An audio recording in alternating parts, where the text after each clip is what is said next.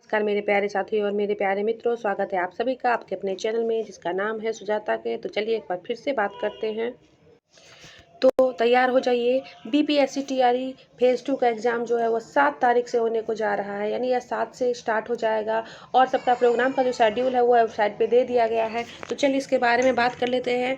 ये मधुबनी का paper cutting है जहाँ पे पूरी तैयारी दिखाई जा रही है। तो इसको पहले हम लोग एक बार पढ़ लेते हैं कि क्या लिखा हुआ है कि जिले के 17 केंद्रों पर 7 से बीपीएससी की होगी परीक्षा और दूसरी बार बीपीएससी से शिक्षकों की बहाली के लिए होने वाली परीक्षा की तैयारी पूरी की जा रही है। जिले में 17 केंद्रों पर यह परीक्षा होगी। पहले दिन 7 दिसंबर को 2 पालियों में परीक्षा होगी और 8 से 15 दिसंबर तक होने वाली परीक्षा एक ही पाली में होगी।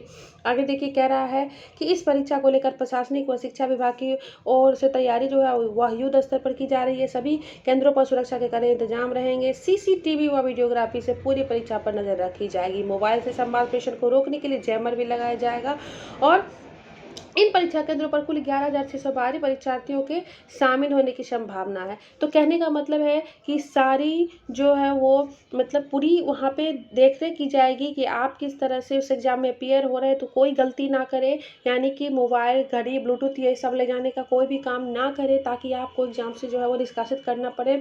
साथ ही परीक्षा केंद्रों पर उपलब्ध सुविधाओं का भौतिक सत्यापन किया जा रहा है। इसके लिए जो है वो इतने सारे स्कूलों को सेंटर बनाया गया है। तो कहीं आप देख सकते हैं कि इसमें सारे जो है वो सरकारी गवर्नमेंट स्कूल ही हैं, कोई भी प्राइवेट संस्थान को सेंटर नहीं बनाया जाएगा और ऐसा पहले भी कहा जा रहा है।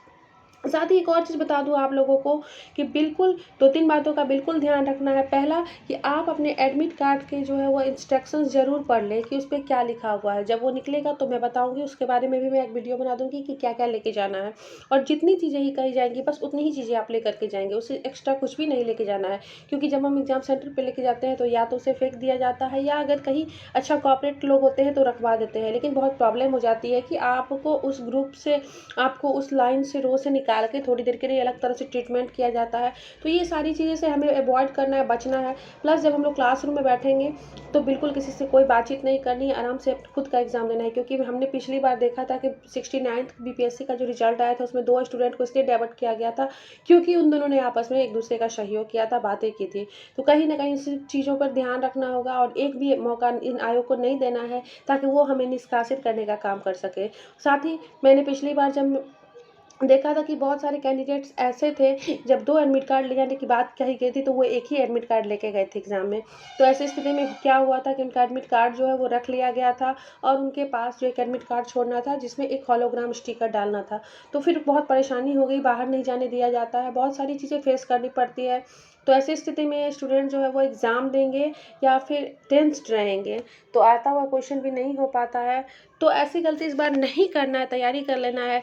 क्योंकि 17 केंद्रों पर 7 से बीपीएससी की परीक्षा होने जा रही है, तो सिर्फ मधुबनी का था और भी कई जगहों पर जो है वह, यानी सभी जगहों पर बिहार के जो 38 जिले हैं सभी जगह एग्ज़ाम होगी।